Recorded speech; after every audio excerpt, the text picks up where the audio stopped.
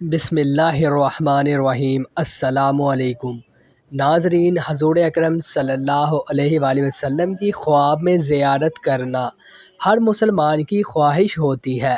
ہر مسلمان یہ دعا کرتا ہے کہ زندگی میں ایک بار اسے خواب میں اپنے پیارے حبیب محمد صلی اللہ علیہ وآلہ وسلم کی زیارت مبارک نصیب ہو، اور وہ انسان بہت ہی خوش قسمت اور نصیبوں والا ہوتا ہے جو پیارے آقا محمد صلی اللہ علیہ وآلہ وسلم کے دیدار سے فیض یاب ہوتا ہے۔ آج کی اس ویڈیو میں ہم آپ کو ایک ایسا عمل بتائیں گے جسے کر کے آپ کو انشاءاللہ محمد مصطفیٰ صلی اللہ علیہ وآلہ وسلم کی خواب میں زیارت نصیب ہوگی۔